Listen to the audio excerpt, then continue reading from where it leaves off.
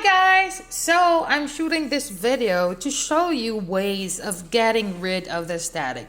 So let me just make it clear. Why is there a static sound? So that's normal for sound cards. Any sound card, kahit yung mga mamahalin, meron talaga siyang static, guys. The sound of static comes from the equipment charging. So it's the sound of the current, okay? And by the way, I'm recording this on Vocaroo and shooting the video obviously on my phone. So, yung static po, sound po yun ng laptop nyo na nagcha-charge. Pag PC naman, that's the sound of the electricity going into your computer, and then there's excess static, kaya naririnig po siya sa sound card, okay? So, there are two ways of getting rid of the static. First is earth grounding. Medyo complicated to, just like me.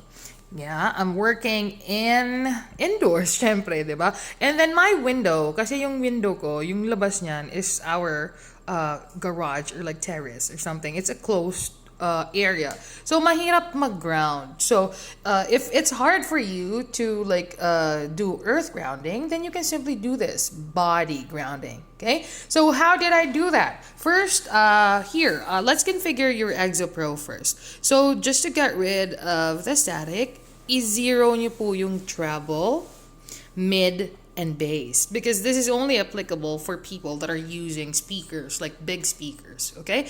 And then in the package you will get a grounding cable. It looks like this. So how would you use it? So you need to connect it. You need to put the charger in the ring. Ganito. So pasok nyo sa ring. Okay? Make sure na steady siya, tsaka in contact yung metal part ng charger.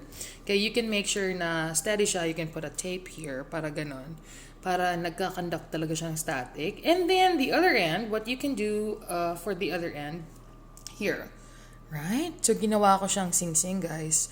So binalatan ko yung other end, and then to make sure na hindi ako masusugatan sa cable, ayan, yung tip, iniwan ko dyan, to tie all of the loose ends. Okay? So in fairness, nawawala yung static, guys. So it's very effective. So ganitong ginawa ko, ganyan. Nilalagay ko siya dyan, and then the other end is on my index finger. You can put it on your pinky finger. So while you're using your ExoPro, nawawala po talaga yung static. The static can only be heard through your earphones. It cannot be heard on the recording. So that should not be a problem. Pero syempre, I understand, some of you or most of you are using your ExoPro whole day. So syempre, nakakairita yung static sound, right? So this is the best way for you to get rid of that static noise. Okay, so I hope this video helps, and may you enjoy the full benefits of ExoPro. Have a good one and happy working!